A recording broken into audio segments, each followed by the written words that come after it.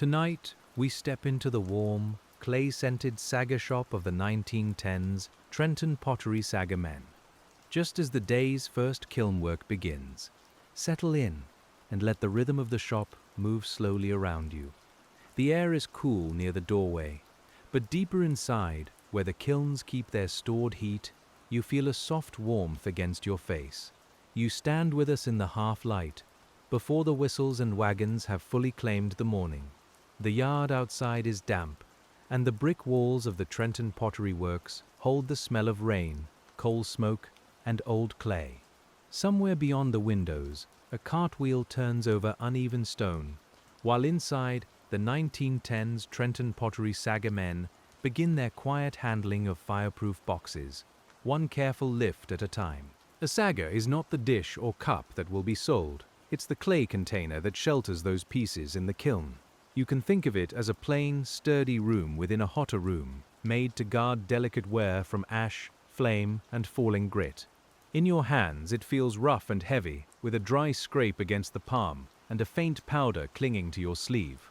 We begin where they begin, near the stacks of empty saggers waiting by the kiln mouth. Some are round, some oval, some made for plates, others for cups, and each has the tired look of something that has already endured many firings.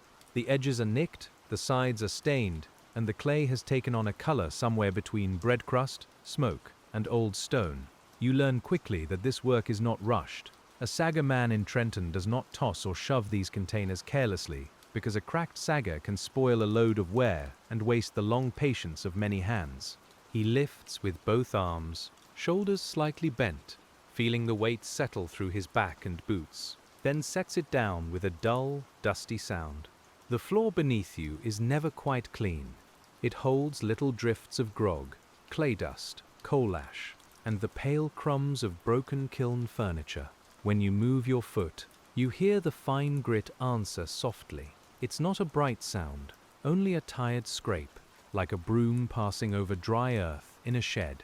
Before the first real loading, the sagger man checks each piece by eye and by touch. You run your fingers around the rim, feeling for a split hidden beneath old kiln stain. You turn it slightly, listening for the faint change in sound that says the wall has weakened. A good sagger gives back a dry, solid note, while a doubtful one seems to answer with less confidence. The men who did this work in Trenton knew these signs in the body. They didn't need to speak much over the sagger stacks, because their hands carried much of the memory. We can imagine you standing beside them, learning not from a lecture, but from watching how a man pauses over one container, frowns gently, and sets it aside without fuss. The pottery town around you has already begun waking. Trenton in the 1910s is a place of factories, rail spurs, river damp, and morning lunches wrapped in paper. The Delaware is not far away, and the city's pottery trade has grown around clay, skill, heat, and the steady need for household ware. Plates, pitchers, wash basins, tiles, and sanitary ware move through many hands before they ever reach a home. But here, near the kiln, the work is more hidden. The sagger men are not shaping the elegant rim of a bowl or painting a line of color around a plate. Their labor protects what others have made. You might not notice them in a finished cup, but without their care, the cup could emerge blistered, dusted, warped, or marked by the kiln's rough breath. So the morning begins with lifting, sorting, and placing. The shop smells of damp coats warming near brick, old sweat in wool shirts, and the mineral smell of unfired clay. If the kiln has been drawn recently, heat still hangs low in the air, and when you pass close to the mouth, your skin notices before your thoughts do. The first duty is often preparation. Saggers that have been used before may need cleaning, patching, or sorting by size. You see men scraping the inside surfaces with worn tools, knocking loose bits from corners, and brushing away ash that could settle onto the ware. Every small motion has a reason, though from outside it might look almost sleepy. There's a comfort in that kind of work, once your body knows it. The scrape, the turn, the brush, the lift. You hear it again and again, from one bench to another. The men are making readiness, and readiness has its own slow music. As the morning light spreads higher across the factory windows, we move from the waiting stacks toward the place where the saggers are filled. The ware arrives from other rooms, already shaped and dried, sometimes glazed, sometimes still pale and delicate.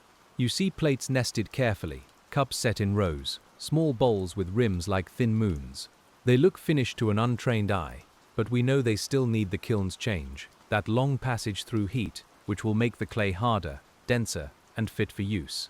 The Trenton Pottery Sagger men handle these pieces with a different kind of strength. Their hands, used to heavy clay boxes, must also become gentle around fragile ware. You lift a cup by its sturdier part, not by the thin edge. You place plates so their weight is supported evenly, and you keep the glazed surfaces from touching anything that might scar them. Inside the sagger, the arrangement matters. The man may set small refractory supports, pins, rings or separators, depending on the wear and the firing. These little pieces, plain and rough, have a humble purpose. They keep one finished object from sticking to another, and they leave space for heat to move around the load. You can feel the air change as more men gather near the filling area. There is a murmur of instruction, a cough from coal dust, the tap of a tool on a clay rim, and the faint clink of ware handled with care. The sound is not noisy in the way of machinery. It's a human sound, made of breath, sleeves, boots, and repeated touch. One sagger might take saucers, another might take small bowls, another might be prepared for whiteware, whose surface needs guarding from specks and stains. The man's eye measures the empty space without needing a ruler, because wasted room means wasted heat, and crowding too much means damage. In the 1910s Trenton Pottery Works, fuel, time, and kiln space all mattered. A kiln firing was not casual. It took planning, loading, watching, and judgment, and the sagger man's part came early in that chain. If you imagine him as only carrying boxes, you miss the quieter skill beneath the lifting. The sagger itself is made from coarse fire clay, often mixed with ground-up fired material so it can survive the heat. This mixture gives it a sandy texture, and when you run your thumb across the surface, it feels dry, toothy, and stubborn. It's not meant to be beautiful. It's meant to endure. The men who made saggers, repaired them, and used them lived close to that idea of endurance. A new sagger had value, but an old one had experience. It had already expanded and cooled, already carried ware through flame, already stood in a stack where the heat rose slowly through the kiln. If it survived, it earned another day. You begin to understand how every object in the room has a working age. The long-handled tools are worn smooth where fingers grip them. The boards have darkened from dust and touch. The men's aprons, if they wear them, are stiff in places with dried clay, and their cuffs hold a pale line where the powder settles. There is often a quiet economy in these places. Nothing useful is wasted too quickly. Broken saggers may be crushed for grog, or used in rougher ways until they can no longer serve. A chipped rim may be tolerated if the wall still holds, but a crack through the body is another matter, and the experienced man knows when usefulness has ended. As you help fill one sagger after another, the pace becomes steady. You bend, place, check, and cover. Your hands learn the small pause before letting go of a piece. Your ear learns the difference between a light ceramic touch and a sound that makes everyone look up. There is care in the silence after such a sound. No one needs to scold the air. A broken plate is simply lifted away, its bright new edge showing pale against the dust, and the work folds around the loss. In a pottery, breakage is part of the day, but no careful worker treats it lightly. By now, the shop has warmed. The windows have filmed slightly from the indoor air, and the smell of coal smoke has settled into the clothes around you. A man nearby unwraps a small piece of bread from paper and takes one bite between tasks. He chews slowly, eyes still on the row of saggers, because the rhythm of the work keeps calling him back. We stay with that rhythm because it's the true subject of the morning, not a grand event, not a finished object in a shop window, just the steady preparation of hidden containers, each one holding another person's work, each one going toward heat and returning changed. And when the filled saggers begin to gather in ordered rows, the day moves naturally toward the kiln. The kiln room of a 1910s Trenton Pottery Works has a presence all its own. You feel it before you understand it. The brick mass stands with a stored warmth that seems older than the morning, and the mouth of the kiln opens dark and patient, waiting for its load. The sagger men work near the kiln places, and sometimes the roles overlap by factory and by practice.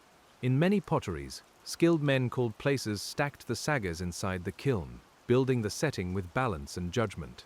But the sagger men of Trenton lived close to that world, carrying, preparing, and arranging the clay boxes that made the firing possible. You stand beside the stack and feel the weight of a filled sagger. It's heavier now, no longer just a hollow clay shell. Inside it are dishes, supports, and the hope of a clean firing. When you lift, the weight pulls low and close, and you understand why men learned to move with care rather than showy strength. The kiln floor may be uneven with old heat scars and fine debris. The air near the opening is dry against your lips.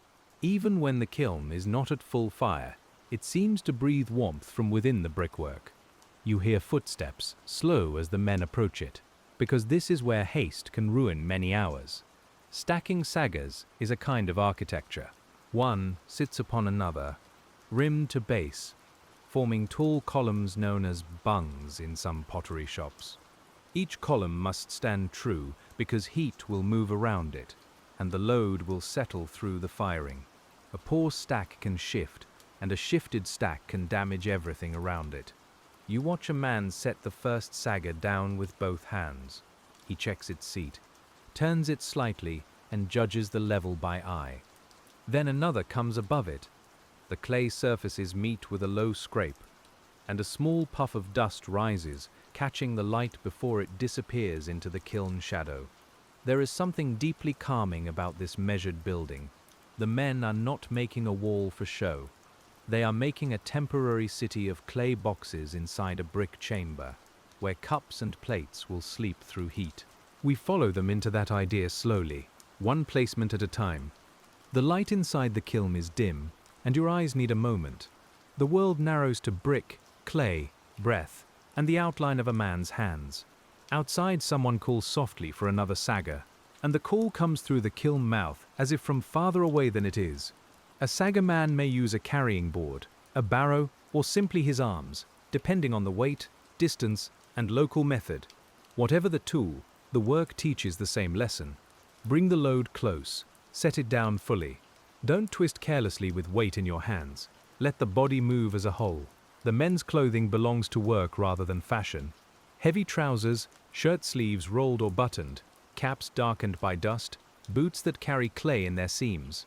In winter, a jacket might hang nearby, because the yard is cold, but near the kiln layers become a burden. The body has to negotiate between morning chill and kiln warmth all day. You can smell lunches warming faintly in the room, tobacco in a pocket, damp wool drying, and that constant dry scent of fired clay. There may be a metal pail by a wall, a broom leaned beside bricks, and a place where someone has set down a mug with a chipped handle. These little things make the factory human.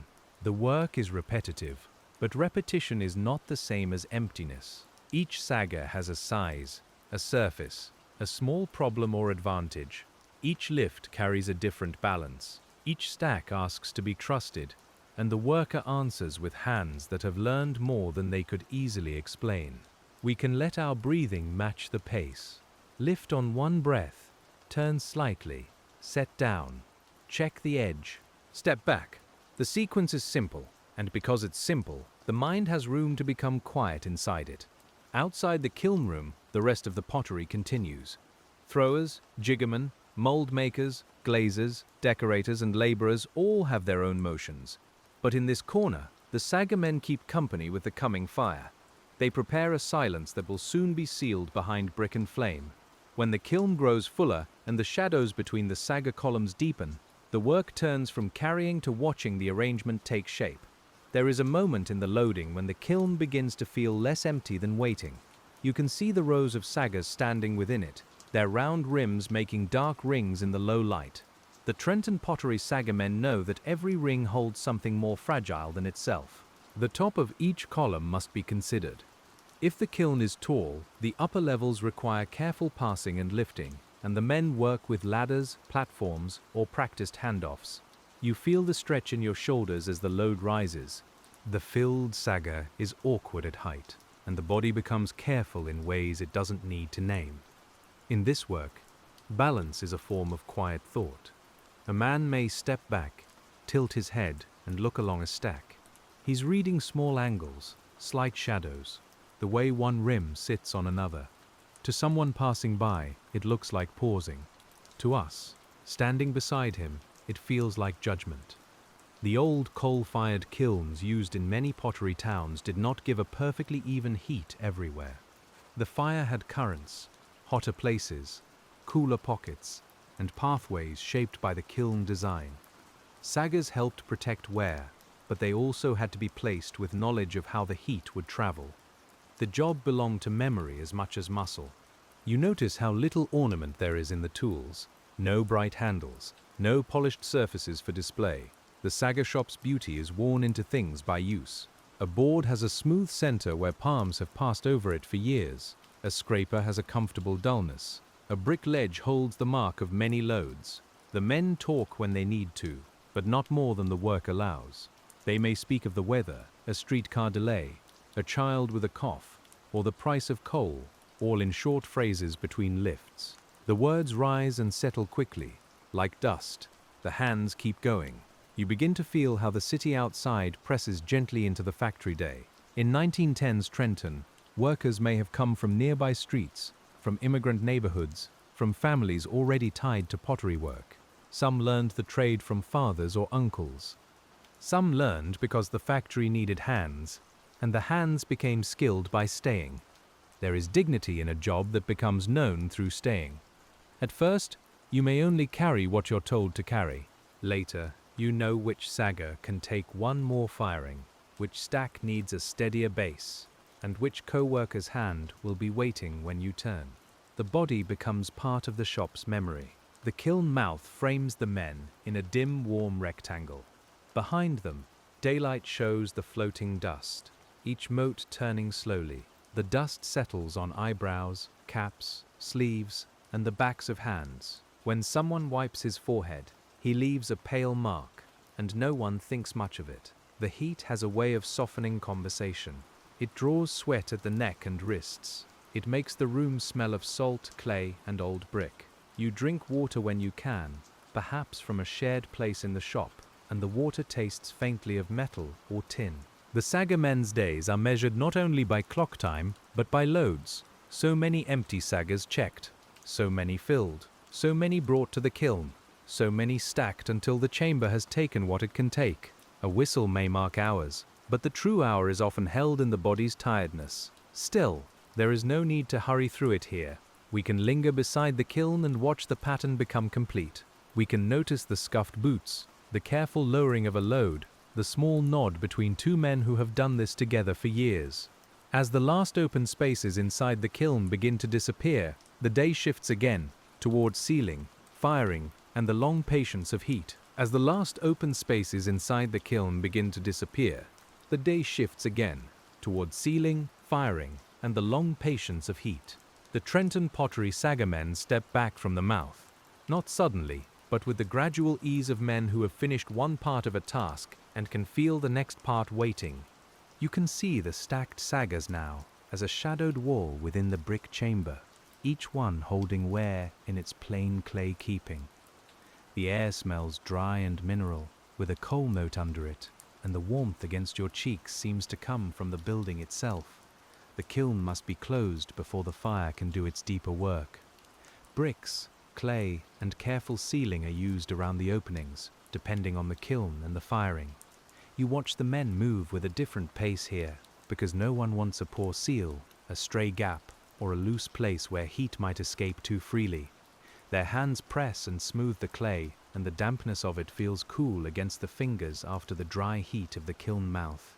We are still with the 1910s TRENTON Pottery Sagger men, and their day has not become dramatic, only more inward. A kiln being prepared for firing has a hush that comes from attention. The brickwork stands close around you, and every small sound seems held in it.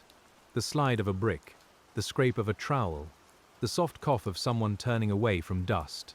Outside, a wagon may rattle by, but here the sound arrives softened, as though it has crossed a curtain. The men know that after the kiln is closed, the ware will no longer be in their hands. It will belong to heat, fuel, draft, and the careful watching of firemen who understand the kiln's moods. Still, the Sagger men have given the Ware its shelter, and that shelter matters. You might imagine a plate resting in darkness inside its Sagger, untouched by ash, waiting while the temperature rises slowly around it. There is patience in that thought. The Sagger is not admired by the household that later sets supper upon the plate, but it has stood between the object and harm. It has done a plain form of service. Many working lives are like that, and as we stand beside these men, we can feel how ordinary protection can be its own kind of craft. Once the kiln mouth is sealed and the day's first great loading is behind us, the work loosens into the quieter tasks that keep the shop ready for another firing. The Sagger yard and shop do not rest simply because one kiln has been loaded. There are always more saggers to check, more broken edges to sort, more empty containers to bring back into order. The 1910s TRENTON Pottery Sagger men move from the kiln's dry warmth toward benches and stacked corners, where damaged pieces wait for a verdict. You hear the shift in sound at once, from the hollow echo of the kiln to the closer scrape and thud of workshop work. A cracked sagger can be a small puzzle. You pick it up, tilt it toward the light, and study the line where the wall has opened. Some cracks are only surface marks, made by heat and cooling. Others run deeper, and when you tap near them, the sound loses its clean dryness. The experienced man does not need to make a ceremony of it. He simply knows when a sagger can return and when it must be retired. The sorting place smells different from the kiln mouth. Here the air carries damp clay from repair work, old dust from used containers, and the faint iron smell of tools lying on a bench. The wood beneath your hands is rough in some places, polished in others by years of dragging and turning heavy clay forms. If you rest your palm there, you feel ridges, small hollows, and the dry powder that settles into everything. Some saggers may be patched, if the damage is small and the shop's practice allows it. Clay may be pressed into a chipped area, or a rough edge may be trimmed so it sits better in a stack. You watch a man work clay with his thumb, smoothing it into a worn place with practical tenderness. It is not the tenderness of display, it is the tenderness of making something useful last. We can imagine how much of the factory depended on such mending. A pottery shop used enormous numbers of these containers, and each firing punished them a little. The heat expanded them, the cooling drew them back, the stacking pressed weight through them, and the ash and flames stained them darker with time. A sagger that survived many firings carried a record of every kiln it had entered. The Trenton pottery trade had deep roots by this time. The city had drawn clay workers, decorators, mold makers, and laborers into its factories for decades. By the 1910s, industrial pottery had its own habits and divisions of labor, and a man working among saggers knew where he fit. He might not sign his name on a finished piece, but his work lived quietly behind every clean firing. You lift another sagger and feel its rim with both thumbs. The edge is rough but sound, its inside is dusted with residue, and you brush it clean with a worn tool that whispers over the surface. A little cloud rises and settles on your sleeve. The sunlight from the high window turns that dust almost silver for a moment, then lets it disappear into the ordinary brown of the room. There is no need for hurry here, only steadiness. The men know that tomorrow's loading begins with today's care. Each inspected sagger, each repaired chip, each rejected shell makes the next firing less uncertain. In that way, the day is never only one day. It reaches forward, quietly, through the repeated needs of the kiln. And as the morning settles into its middle hours, the work carries us toward the making and renewing of saggers themselves. A sagger begins as clay, but not the fine clay meant for delicate wear. It needs a coarser body, strong enough to stand repeated heat, often mixed with grog, which is fired material ground down and added back into fresh clay. When you touch such a mixture, it is not smooth like cream.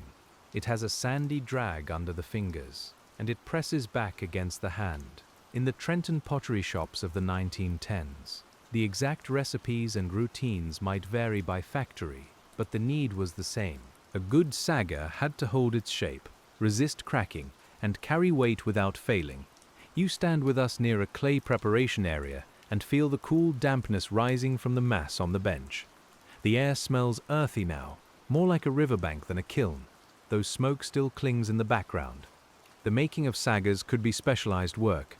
Men who knew the forms might shape the sides around molds, build bottoms, smooth seams, and set the finished pieces aside to dry before their own firing. In some pottery traditions, younger helpers knocked out bottoms or prepared parts, learning through repetitive motion. The phrase sounds almost plain enough to vanish, but the motion itself required rhythm, firmness, and timing. You can picture the clay being slapped, pressed, and drawn into shape. A side wall must be thick enough to endure, but not so clumsy that it wastes heat or becomes impossible to handle. The rim must be even, because later it will bear another sagger's weight. The bottom must sit flat, because a crooked base can pass its trouble upward into a stack. The tools are simple: a wire for cutting clay, a rib or scraper for smoothing, a board or mold worn by use, a sponge or wet rag nearby. You hear the soft slap of clay on wood, the pull of damp material against a hand, and the small, gritty sound made when grog drags across a surface. There is comfort in watching a useful shape appear again and again. The sagger maker does not need to invent a new form every time. He returns to the known shape because the kiln asks for reliability. You can feel how a repetitive craft holds the worker in a narrow, peaceful channel where attention is close and the rest of the world can recede. A newly made sagger is not ready at once. It must dry carefully, or steam trapped inside the clay can cause trouble when it meets heat. The drying shelves or areas have their own quiet climate, less hot than the kiln room, more watchful than a storage corner. The fresh saggers look softer in color, their surfaces still carrying the trace of fingers and tools. If you run your hand near one without disturbing it, you can sense the cool dampness leaving slowly. The surface changes from darker clay to a paler, drier tone. Edges firm up. The smell becomes less like wet earth and more like dust. Nothing announces the change sharply. It is one of those processes that happens by waiting. The 1910s TRENTON Pottery Sagger men lived among waiting as much as lifting, waiting for clay to dry, waiting for kilns to heat, waiting for fired loads to cool enough to draw. The factory might be busy, and whistles might divide the day, but inside the craft there were long periods where time had to pass at the speed of material. We are allowed to rest in that pace. You do not need to hurry the drying shelf, and the sagger cannot be persuaded by impatience. Its strength comes from gradual preparation. In a world of hard work, that slow truth must have been familiar, even if no one said it aloud. By late morning, with the first hunger beginning to stir under the ribs, the shop's attention turns back to the men themselves, to the small human pauses that live between loads. A factory day is made not only of tasks, but of pauses just large enough to keep a body going. The TRENTON Pottery Sagger men might step aside for a drink, a bite of bread, or a few quiet words near a doorway where cooler air slips in. You stand with them and feel that coolness touch the sweat at your neck. Outside, the city sound is fuller now, with carts, voices, and the distant metal note of streetcars moving through Trenton streets. Lunch is plain. It may be bread, cheese, cold meat, an apple, or something brought from home in a tin pail. Coffee, if a man has it, carries a roasted bitterness that seems to belong with coal smoke and clay dust. You unwrap food with dusty hands, careful enough, though the dust is everywhere, and you accept that the taste of the shop comes with the meal. No one makes the pause grand. A man leans against a wall. Another sits on an upturned box if one is available. Someone checks his pocket watch, though the whistle will tell him more loudly when it matters. The talk, if it comes, is low and practical, about a kiln load, a family errand, a sore shoulder, or weather moving in from the river. In 1910s Trenton, many pottery workers lived close enough to feel the factory's schedule in the household day. A wife or mother might know the whistle as clearly as the workers did. Children might recognize the clay dust on a coat before a man even reached the door. The job did not stay wholly inside the factory walls. It traveled home on clothes, hands, and tired joints. You can feel that tiredness beginning even before the day is half done. The wrists have lifted and steadied many times. The back has bent, straightened, and bent again. The palms have taken the rough rims of saggers until the skin seems to remember their shape. Yet the pace is familiar, and familiar labor can become almost companionable. There is a small pleasure in sitting where warm air and cool air meet. The doorway may open toward a yard where coal is stored, where wagons have left deep marks, or where other workers pass between buildings. The yard smells of damp earth, horse leather, ash, and the sour edge of industrial smoke. Above the roofline, the sky may be pale, crossed by drifting soot that no one looks at for long. We stay close to the quiet parts. The sound of someone folding paper around the rest of his lunch, the rub of a thumb over a clay-stiff cuff, the way a man looks at his hands, not with complaint, but with the ordinary knowledge that they have more work ahead. These are small details, but they are where a working day becomes real. After the meal, the body is asked to begin again. It does not leap up, it returns. You stand, brush crumbs from your coat, and feel the weight of the room come back around you. Warm brick, dry dust, filled stacks, and the unfinished rows waiting under the window. And when the whistle, clock, or simple habit draws the men back from their pause, the afternoon begins in the same steady language of hands. The afternoon light in a pottery shop has a different patience. It enters higher windows with less freshness than morning light, and it lays itself across dust, wood, and clay as though it too has worked since dawn. The 1910s Trenton Pottery Sagger men return to the benches and stacks, and you return with them, feeling the slower heaviness that comes after eating. There may be another kiln to prepare, or a cooling kiln to inspect, or empty saggers to bring from one part of the works to another. Pottery factories were rarely arranged for the romance of movement. They were arranged by need, space, heat, and habit. So a man might carry through narrow passages, across rough floors, and past rooms where other trades made their own constant sounds. You hear wheels from a small truck or handcart over boards. You hear the rattle of Ware in another room, quickly quieted by careful hands. Somewhere, a belt or machine may turn with a regular beat, while nearer to us, clay tools scrape and saggers settle into stacks. The whole building seems to breathe through different kinds of repetition. If you carry empty saggers now, they are still heavy enough to command respect. Their rims press against the forearms, and their rough sides leave clay dust on the shirt. You learn to watch door frames, low corners, and uneven boards. A careless bump can chip an edge, and chipped edges become tomorrow's sorting problem. The Trenton Pottery Sagger men must have known the geography of the factory by touch. They knew where the floor dipped, where a door stuck, where a stack could wait without blocking a path. You begin to know it too. Your body turns slightly before a narrow place, and your hands adjust the load before your thoughts catch up. This is one of the quiet truths of repetitive labor. At first, the mind gives orders to the body. Later, the body begins to know. It remembers the turn, the lift, the pause, and the safe way to set weight down. You may still be tired, but you are less uncertain. In the afternoon, the air may grow thicker. Kiln heat lingers. Dust rises again, and the smell of coal deepens when firing is underway. If a kiln has been lit, the firemen watch the progress with practiced eyes, judging draft and temperature by signs learned over many years. The sagger men are not outside that world. Their containers stand inside the chamber, holding the ware through all of it. You might pass near a firing kiln and feel the heat through brick.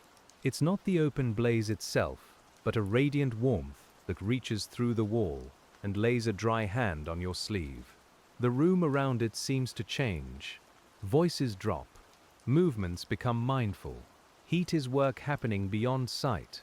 The fire rises slowly, because clay and glaze cannot be hurried without risk. Too fast, and pieces may crack. Too uneven, and surfaces may fail. Inside the saggers, the ware passes through changes no human hand can perform directly. The sagger's job is simply to stand there, strong and plain. While the transformation happens, there is a humility in that. Some tasks are active in a visible way, with shaping, painting, cutting, or fitting. Others are active by holding steady while something else changes. As we follow the Trenton Pottery Sagger men, we begin to recognize that steadiness is a form of work too. The men likely did not speak of it in such terms. They would have said a sagger was good, cracked, too thin, too heavy, or ready. They would have known when the stack was sound and when it made them uneasy. Their wisdom lived in practical words, and practical words can carry a great deal of quiet truth. As the afternoon lengthens, another part of the work calls from the cooling kilns, where the fired load waits to be drawn. A kiln after firing is not opened all at once into ease. It has to cool enough for workers to approach, and even then the heat can be fierce, pushing from the brick and saggers like breath from an oven. The 1910s TRENTON Pottery Sagger men know this part of the day as well, the cautious return to what had been sealed away. You stand at a distance first, feeling warmth reach across the floor before you are close. When the opening is made, the first air that comes out may be dry, hot, and full of the smell of fired clay. It is not the smell of damp earth anymore. It is harder, sharper, and cleaner in a mineral way, mixed with smoke and the memory of coal. Your eyes water a little if you stand too close too soon, and the skin on your face tightens. Drawing a kiln means removing what has been fired. Saggers come out one by one, and each must be handled carefully because heat remains in the clay long after the visible fire is gone. Men may use gloves, cloths, tools, or simply practiced caution, depending on the temperature and conditions. Even when the surface looks dull and still, it can carry enough heat to teach respect. You see how the room brightens with the pale ware emerging from its rough shelter. A sagger that went in holding soft-looking unfinished pieces may come out with ware that rings more clearly, glazes hardened, shapes made permanent. The contrast is quiet, but satisfying. The container is dark and coarse. The protected object may be white, smooth, and faintly shining.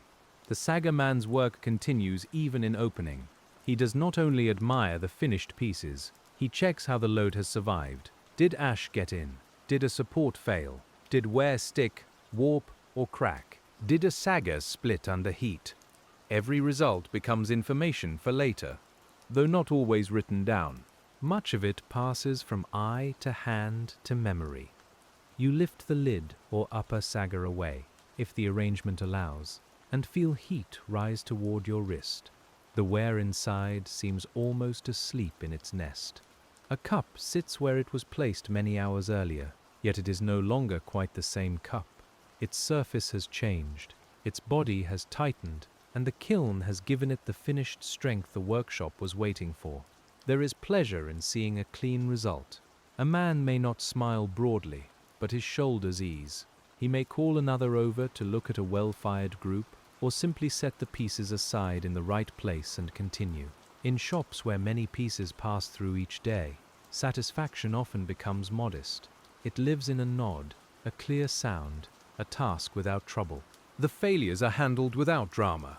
A cracked bowl, a blistered glaze, a warped plate, a sagger that has broken in service. These things are separated, learned from if possible, and carried away. The factory has no use for long sorrow over every loss. But careful workers still feel the waste in a practical, quiet way. The heat makes drawing hard work. Sweat runs under caps. Shirts cling. Hands redden. The air feels thick and dry, and every breath tastes faintly of brick. You step back when you can, take cooler air, then return. The rhythm is slower than loading because heat makes its own rules. In this part of the day, the sagger men are closest to the kiln's answer. All morning they prepared and protected. Now they see what protection has done. The ware that goes onward to sorting, finishing, packing or sale owes something to their unseen labor. We can stay with that thought gently, without making it grander than it was.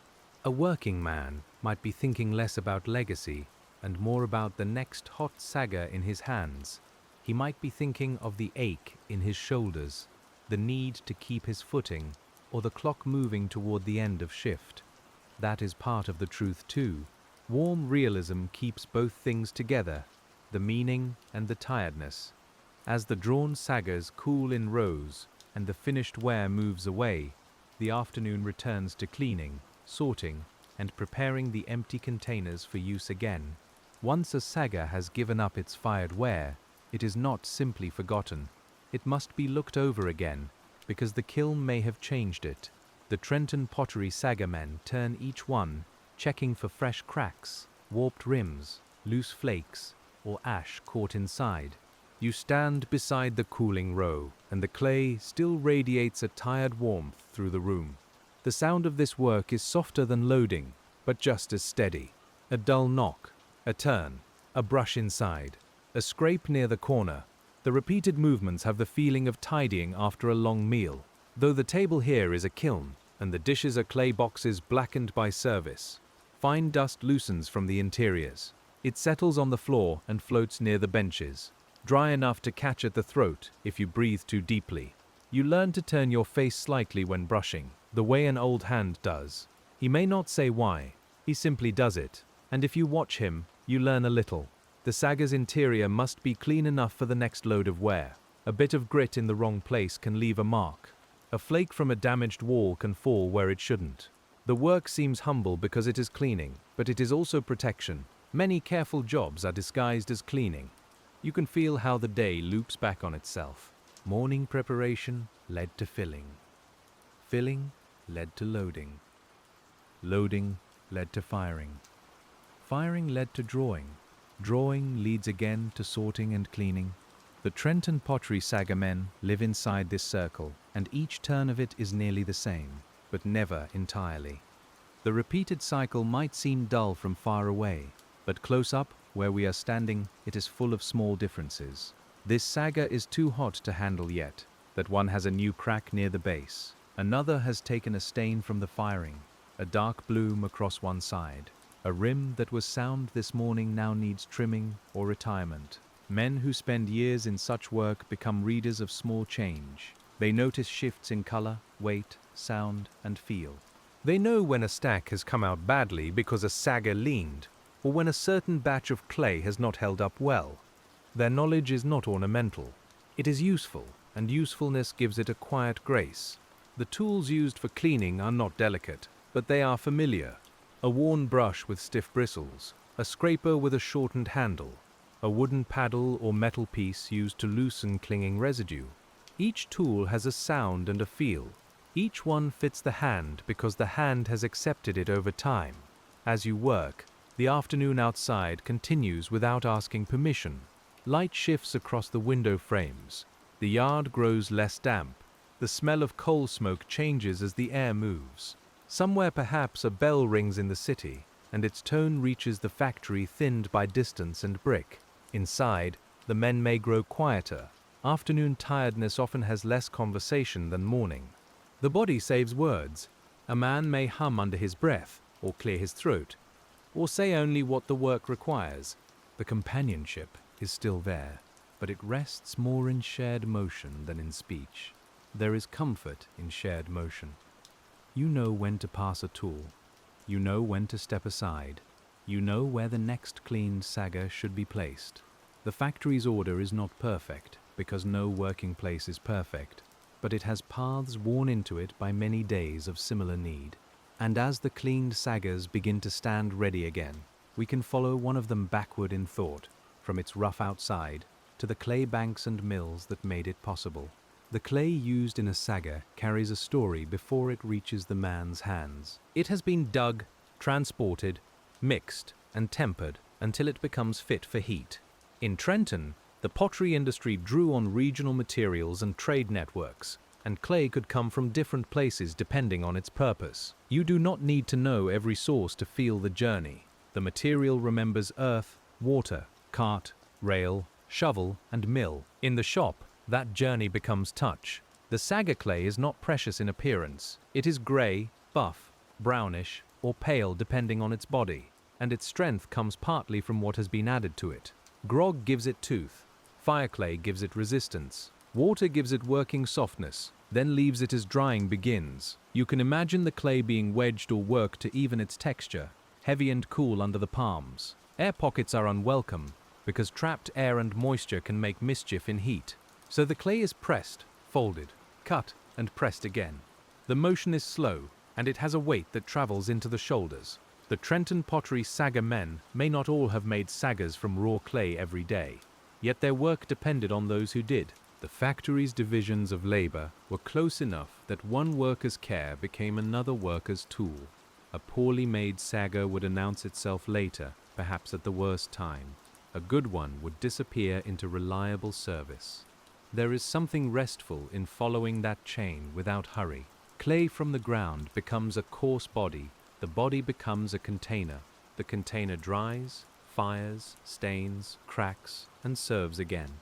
Around it, human days pass with whistles, lunches, wages, weather, and the slow wearing down of handles and boots. A sagger has no ambition except to hold. That may be why it feels so right for a sleep story. It does not glitter. It does not ask to be noticed. It stands in heat and darkness, doing its task around fragile things, and then returns dusty and worn to be used again if it can. You might run your fingers over a cooled sagger and notice the small fused specks on its surface. The heat has written there in stains and roughness. The rim may have a shiny place where another sagger pressed against it. The wall may be darker on one side, telling of flame path, ash, or years of firings. The men read these marks the way a farmer reads soil or a sailor reads roke. Not poetically perhaps, but practically. Still, when we stand with them in the warm workshop, we can allow the practical to become beautiful, because beauty often enters through usefulness when no one is trying to display it. This is the calm center of the sagger man's day. The object he handles is plain, and the motions repeat. Yet every motion belongs to a larger making. Plates for kitchens, bowls for washstands, tiles for walls, and other pottery goods all pass through heat with this hidden help. As the afternoon moves on, the workshop sounds grow deeper and slower, and the men begin arranging what must be ready before they leave. Toward the later part of the shift, a pottery shop often has a mood of both weariness and order. The 1910s TRENTON Pottery Sagger men know there are things that should not be left confused for morning. Empty saggers must be stacked in the right place. Damaged ones must be set apart. Tools must be put where hands will find them again. You stand in the work area and see the day's pattern written across the floor. Dust has been moved into new drifts. Footprints overlap. Bits of fired clay lie near a bench until swept aside. A place that was orderly at dawn now bears the marks of labor, but not disorder exactly. It is the room after being used for its purpose. Stacking empty saggers has its own careful rhythm. They may be nested or arranged by size and condition, depending on their shape. You learn not to pile a weak one where it must carry too much. You learn to keep similar sizes together, because morning work goes better when the hands do not have to search. Order saves effort later. The sound of stacking is satisfying in a low way. Clay meeting clay, a muted ring, a small scrape, then stillness. If a sagger rocks, you adjust it. If the pile leans, you correct it before it becomes someone else's trouble. The day's last care is often for the next person, even when that next person is yourself.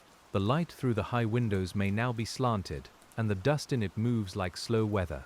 You can smell cooling brick, damp clay, and the last bitter trace of coffee from a pail or cup.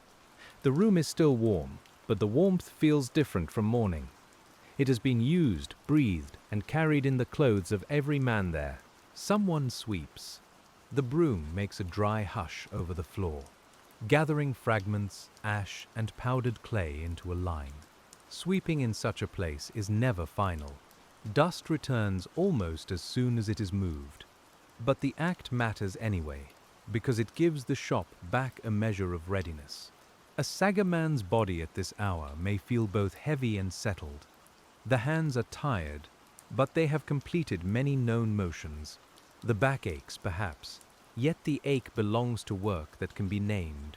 There is a grounded feeling in that. Even when the labor is hard, you know what made you tired. We keep our attention on that honest tiredness, not misery, not romance. Just the body's quiet record of lifting, brushing, setting, and standing near heat. The men of Trenton's Pottery Works would have known days when the load felt too much, and days when the rhythm carried them more easily. Both kinds of days fit inside the same walls. The factory itself has a kind of evening memory. Bricks hold warmth, benches hold dust, tools hold the shape of use. The kiln, if still firing, continues its hidden work after some men step away. Not every process ends when a shift ends, and pottery is full of such continuities. When the men prepare to leave, they may wash as well as the shop allows. A basin, a tap, or a rough arrangement for cleaning hands and face might remove the worst of the clay. But dust remains in cuffs, under nails, and along the lines of the skin.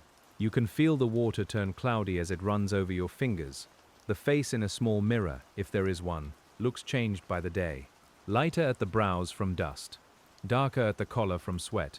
The eyes perhaps a little red from heat and particles in the air. A cap is knocked against a knee, releasing a small pale cloud, and then set back on the head for the walk home. And as the shift edges toward its ending, we follow the Sagger men out into Trenton's evening air, without leaving the work behind.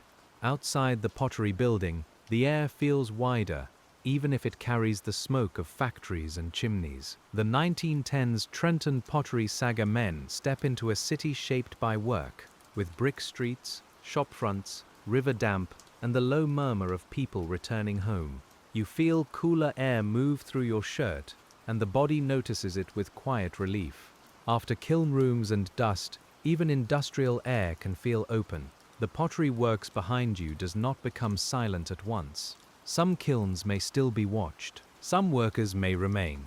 Wagons may stand in the yard, and the smell of coal lingers in the brickwork.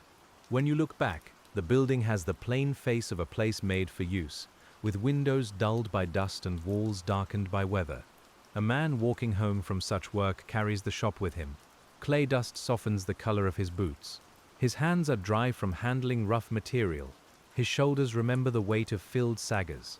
If he passes a store window displaying finished pottery, he may see smooth plates or shining cups and think, in a practical way, of the hot, dark containers that helped bring them there.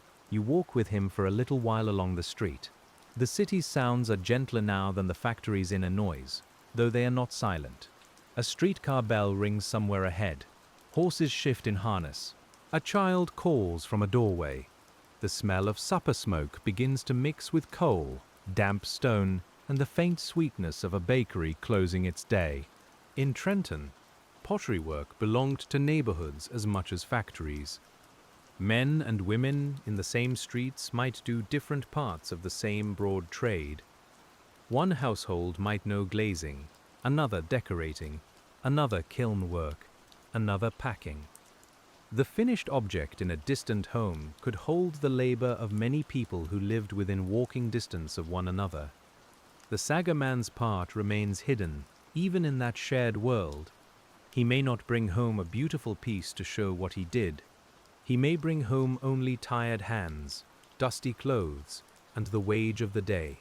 Yet when he sits down, removes his boots, and stretches his fingers, the whole long sequence of the kiln is still present in him. There is a quiet kind of knowledge in that body. It knows the weight of a good sagger. It knows the dry note of a cracked one. It knows the heat that remains after firing, and the patience needed before drawing. It knows how to stand beside other men and make a task move without many words.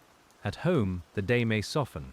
A basin of water, a simple meal, a chair by a stove or window. The factory's dust may still be caught in the creases of the hands, but the room has different smells now. Soup, soap, lamp oil, cloth drying near warmth. You can feel the shift from public labor to private quiet. We do not need to follow too far into the home. The work itself is enough, and the trace it leaves is enough. The Sagger man's day has moved from dawn stacks to kiln mouths, from clay dust to lunch paper, from hot drawing to evening street. Each part has been plain, repeated, and real. But the kiln he helped prepare may still be glowing in its hidden places, and as evening settles, the work continues in darkness without needing hands upon it. A firing kiln at night has a different mood from the busy workshop day. The Trenton Pottery Sagger men may have gone home, but their saggers remain inside, stacked in darkness, holding Ware while heat moves through the chamber.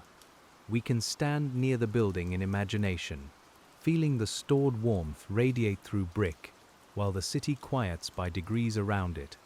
The fireman or kiln watcher has his own role, and we need not take the story away from the Sagger men to notice his nearness.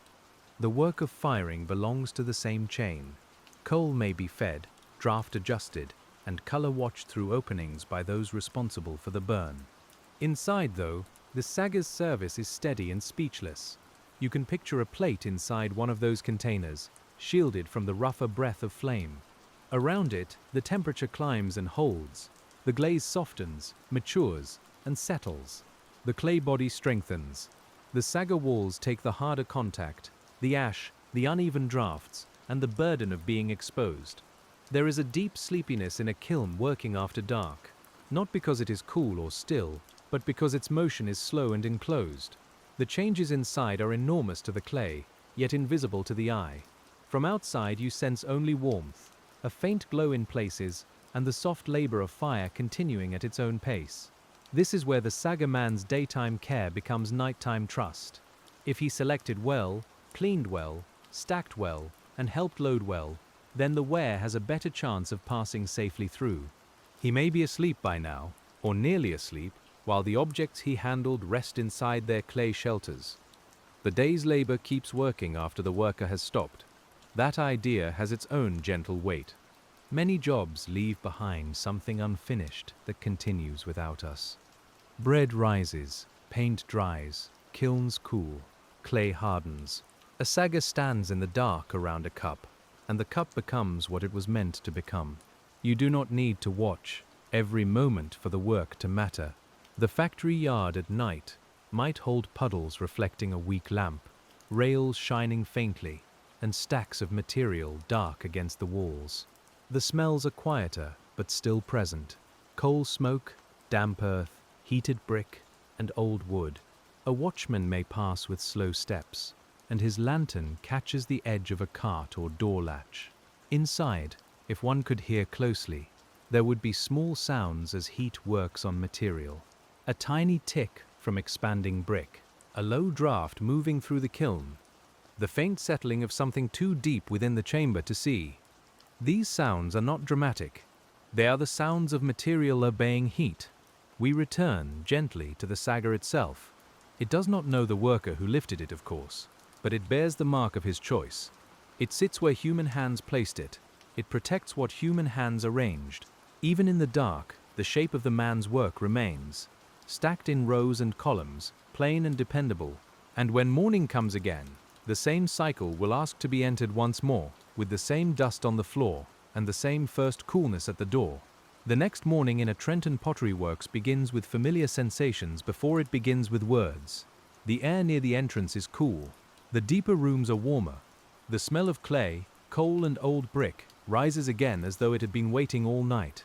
The 1910s TRENTON Pottery Sagger men arrive not as strangers, but as people returning to a rhythm that already knows them. You can hear boots on the floor, a sleeve brushing a doorway, someone setting down a dinner pail. Morning voices are lower than afternoon voices. Men greet each other in brief phrases, or simply nod, because the shop itself supplies the larger conversation. Stacks wait, kilns wait, benches wait. The day has already laid out its questions. The first look around matters. What fired overnight? What cooled? What needs drawing? What saggers are ready? What damage appeared yesterday? The sagger man reads the room as he enters it, just as a householder reads the kitchen in the morning. Nothing may be surprising, yet everything must be noticed. If a kiln is cooling, patience becomes the first task. You cannot pull heat out by wanting. You cannot make clay safer by impatience. So the men may begin elsewhere, checking empty saggers, preparing new stacks, or helping with ware that will be loaded later. The factory day branches, but each branch eventually returns to the kiln. The morning light reveals yesterday's dust in new ways. It lies along rims, shelves, shoulders of tools, and window ledges. It softens edges and gives the room a pale, used look. When you touch a sagger left from the day before, it may still feel slightly warm, or it may have cooled fully into the same dry roughness as the others. There is something kind about repeated surroundings, even hard ones. You know where the broom leans, you know which bench is higher, you know how the floor sounds near the kiln and how it sounds near the door. Such knowledge does not remove labor, but it reduces uncertainty, and the body rests a little inside what it recognizes. The sagger men's work in Trenton was part of a larger industrial discipline, but at the scale of the hand, it was intimate. Palm to clay, thumb to crack, shoulder to weight, eye to to stack. You can feel how a whole city's industry comes down to these small contacts, repeated by many workers over many years. A young man learning the work might begin with carrying lighter loads, cleaning, or assisting an older hand. He would watch more than he spoke. He would learn which commands meant hurry and which meant care. He would learn that strength without attention was not enough. Heavy work still requires gentleness when pottery is involved. The older workers might not explain everything. Some knowledge is passed by correction, some by example, and some by letting the new worker feel the consequence of awkward movement in his own tired arms. You remember better when your shoulder has complained. You remember better when a sagger wobbles and another man quietly steadies it. We can stand near that learning without making it harsh. The workshop has its demands, but it also has a form of apprenticeship built into repetition. Every day gives another chance to lift better, place better, judge better. The improvement is slow, almost invisible, like a path worn into floorboards. As morning widens and the day's first real heat gathers again, the men return to the filled saggers that will make another kiln load possible. The ware waiting to be fired has a fragile brightness. Even when it is not decorated, even when it is only white or cream or pale clay, it seems more delicate beside the rough sagger walls. The 1910s TRENTON Pottery Sagger men stand between these two kinds of material, the fine and the coarse, and their work depends on respecting both. You reach for a piece and let your fingers slow before they touch it. Some pottery may be biscuit ware, fired once and waiting for glaze. Some may be glazed ware ready for a glossed firing, where the surface will mature into its finished sheen. The exact terms vary with the process, but the feeling is clear enough. Each piece is on its way from softness toward usefulness, and each stage can still be spoiled by rough handling. Inside a sagger, placement is both simple and exact. Ware cannot lean where it will warp. Glazed surfaces cannot be allowed to stick. Supports must be clean enough not to mark more than they should. You look into the clay container as if into a small room, deciding where each object will sit for its hours in darkness. The sound here is lighter than the sound of empty sagger work. Cups click softly. Plates slide with a restrained ceramic whisper. A worker's sleeve brushes the edge of a board. Someone says, "Easy there," or "This one next," in a tone shaped by habit rather than alarm. The whole room seems to narrow itself around careful hands. You notice the contrast of surfaces. The sagger's interior is gritty, stained and dull. The ware is smoother, cooler, and more vulnerable to marks. Your fingers move from rough clay to fine clay and back again, and the difference becomes part of your attention. The hands learn two languages in the same minute. The TRENTON Pottery Sagger men would have known that different wares asked for different protection. A large plate may need even support. Smaller cups may be grouped carefully. Handles can be weak points. Rims can chip. Glaze can behave badly if it touches where it should not. The sagger is plain, but the arrangement inside it is thoughtful. From outside the trade, a person might only see men filling boxes. From inside, every box is a small arrangement of risk. Too much space is wasteful. Too little space is trouble. A tilted piece may become a flawed piece. A bit of dust may become a mark remembered all the way to the sorting table. This is why the pace stays slow. You do not drop time into the sagger as if it were nothing. You place it there with the ware. All the earlier labor of shaping, drying, trimming, glazing, and carrying is gathered into this moment. The sagger man holds that gathered labor without ceremony. The roux smells faintly different when glazed ware is present. There may be mineral scents, dampness from nearby processes, or the dry, chalky smell of surfaces prepared for firing. Under it all remains the older smell of the shop: clay dust, coal smoke, sweat, wood, and brick. The senses layer themselves the way the factory's work layers itself. Your hands become dusty again almost immediately. Dust at the fingertips, dust along the wrist, dust in the fold of a shirt. The day accepts no clean separation between worker and material. You belong to the room while you are in it, and the room leaves its trace on you.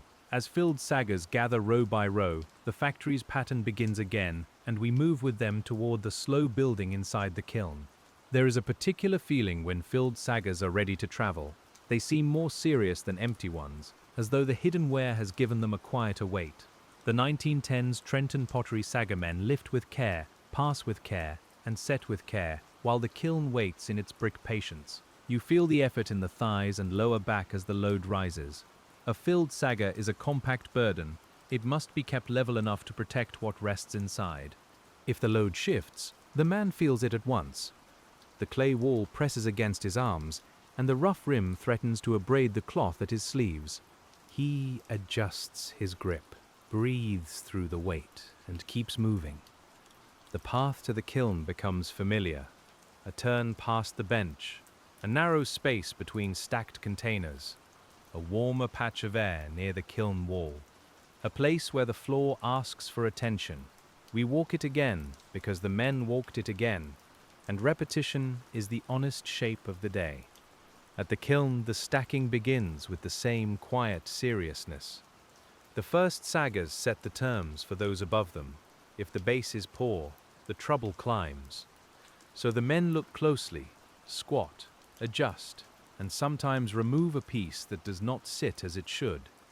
The cost of taking a moment now is less than the cost of losing a load later. You can hear the lower saggers settle as weight comes onto them. The sound is dense and earthen. Each contact sends a small vibration through the stack, and the man's hand remains near it for a moment, feeling whether it has seated properly. Then he turns for the next one, and the rhythm resumes. The kiln interior is a dim world of warm brick, shadows, and growing columns. The air inside smells shut-in and mineral, even before the firing begins. The men move in and out of that darkness, bringing the prepared containers from daylight into the brick chamber. It is almost like stocking a pantry for fire. The Trenton Pottery Sagger men work close enough together that trust matters. One man hands off, another receives. One steps backward while another steps in. No one has much room for grand gestures. The work trains the body into practical courtesy, because a blocked path or careless turn can make the labor harder for everyone. The stack rises. Rims meet bases. Shadows deepen between columns. The visible Ware disappears from the world and enters its temporary clay shelter. That disappearance is part of the process. The finished object must first pass through a period of being unseen. There is a soothing lesson there, if we let it remain simple. Some changes happen while no one is watching directly. A cup becomes stronger in darkness. A glaze finds its surface behind a sagger wall. A day's careful work becomes part of an outcome that will later look effortless on a table. The men may not linger over such thoughts, but their labor keeps proving them. Again and again, they prepare, hide, heat, cool, and reveal. Again and again, ordinary objects come through a process that depends on hands most buyers will never imagine. As the kiln fills and the working space narrows, the sagger men slow their movements further, because the last places often ask the most careful judgment. Near the end of loading, every space has a value. The kiln is no longer an empty chamber, but a crowded arrangement of columns, passages, and heat paths. The 1910s Trenton Pottery Sagger men look for what can still be placed without making the setting unsafe. You can feel the attention in the room grow finer, like listening for a distant sound. A man may crouch to see along a row. Another may hold a filled sagger and wait for a signal. The waiting itself is work, because holding weight while someone judges a space requires patience in the arms. When the signal comes, the movement is deliberate. Set it here. Turn it slightly. Ease it down. Let the rim find its seat. The heat of previous firings seems stored in the bricks, and the kiln has a smell like baked earth. Dust gathers at the threshold. The floor near the mouth is marked by old scrapings and the dark stains of many days. You can place your boot where others have placed theirs, and feel how the posture of the job has worn itself into the ground. The last saggers may not be the largest. They may be chosen for remaining spaces, for a particular kind of Ware, or for the way they fit into the setting. This is where knowledge of sizes becomes important. A man who knows the stacks well can find the right one without searching long. His hand goes to it almost naturally. There is a mild satisfaction when a difficult space takes the right sagger.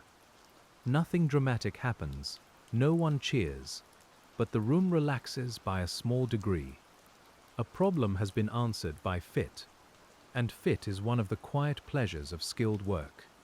When the load is complete, the men do not simply abandon it. They look, they check. They may adjust a small point, clear debris, or make sure passages are not blocked beyond what the firing requires. The kiln is a chamber of consequences. What seems small before firing can become large afterward. You stand at the mouth and look in with them. The stacked saggers form a still interior landscape, all rounded clay edges and dark gaps. Somewhere inside, perhaps near the center, is a plate or cup someone shaped days earlier. It rests unseen, protected by the rough wall around it, waiting for heat to make its next change. The light from outside fades quickly inside the kiln. It catches only the nearer rims. Beyond them, the stacks become shadow. That shadow is not frightening. It is simply the workplace's version of night, a useful darkness where clay goes to finish becoming itself. The men step out one by one. Their shirts are dusty. Their hands are marked. Their breathing may be heavier from the last efforts. Yet the work has reached one of its natural pauses, and the pause has weight. A loaded kiln is a promise made in clay, brick, and human attention. Now the sealing can begin again, and with it comes the slow surrender of the day's work to fire. Now the sealing can begin again, and with it comes the slow surrender of the day's work to fire. The men bring bricks, clay, and the familiar tools of closing, and the kiln mouth changes from an opening into a wall.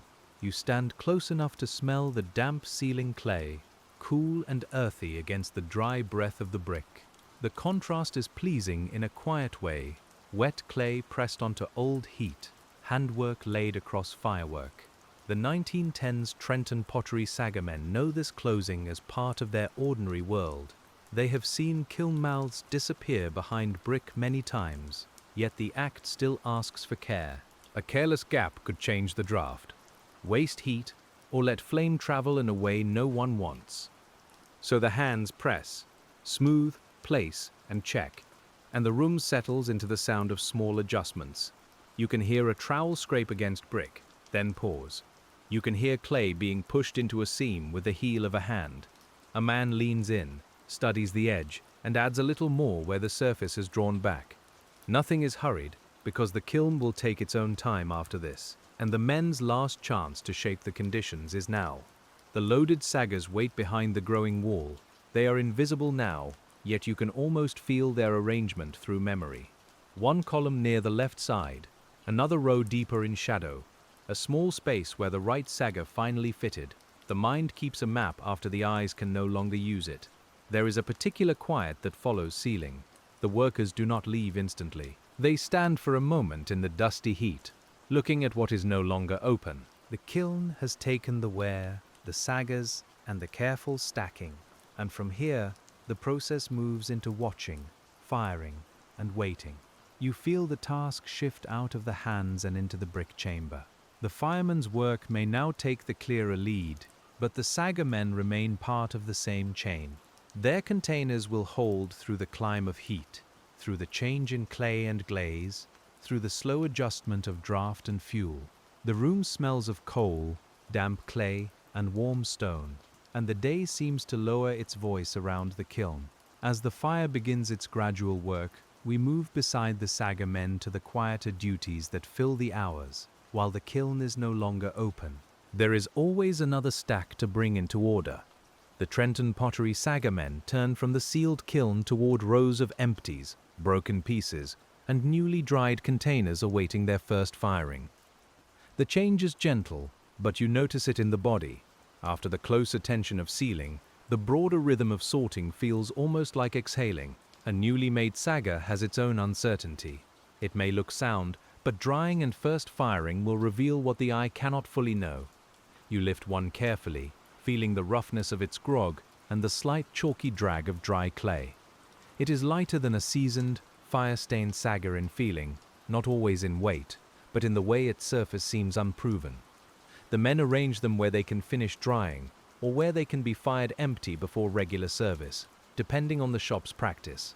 Fresh fire clay containers cannot be treated like old companions at once. They need their own passage through heat. We stand with them and notice the pale color, the cleaner rim, the edges not yet darkened by ash or handling. A seasoned sagger looks different beside it. Darker, scarred, sometimes warped slightly, but still useful. You see the history in its walls, even without knowing the exact firings it has endured. A worker reaches for the older one with easy confidence, because the object has already shown what it can bear. The sorting rows become a kind of quiet register: ready, doubtful, broken. New, needs cleaning. The categories may not be written on signs, but every man in the area understands them by location. You learn to read the shop's geography the way you read a shelf at home, not by labels, but by use. The air is dustier here, and cooler than by the firing kiln. When a door opens, a draft lifts the fine powder from a stack edge and carries it briefly into the light. You smell damp wool from coats near the entrance, clay from the benches, and the thicker smoke note coming from the kiln area. The factory holds several climates at once. A man might talk while working through these piles. A short comment about a bad batch, a remark that one stack should be moved before morning, a half-remembered story of a firing that went poorly years ago. The speech is low, practical, and spaced out by effort. You hear the long pauses as clearly as the words. There is companionship in such pauses. You do not need constant talk to feel that others are near. The scrape of another man's brush, the thud of his set down, the slight grunt when a heavy sagger is shifted, all of these become part of the shared room. Work itself becomes the conversation.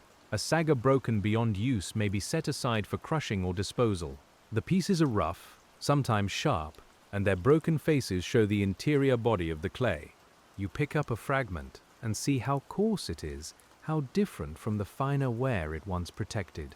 Even in brokenness, it looks sturdy, like a piece of old hearth. The broken pieces may be returned in some form to the making of new refractory bodies, where ground-fired material helps fresh clay endure heat. This turning back is not sentimental in the shop, it is practical, yet it gives the place a feeling of continuous use, where even failure can become material for future strength. The 1910s TRENTON Pottery Sagger men work inside that cycle every day. Nothing about it needs to be announced. Clay becomes sagger, sagger becomes shelter, shelter becomes worn, worn clay becomes fragment, and fragment may become part of another clay body.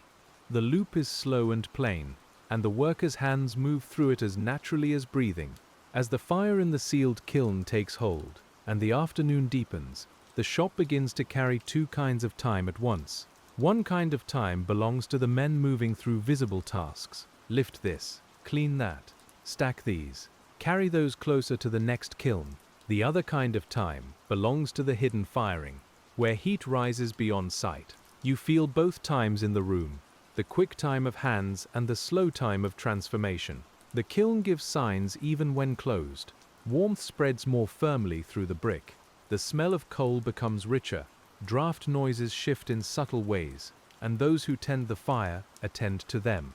The sagger men may not be making those adjustments, but they work near enough to live with the sound, heat, and pacing of the burn.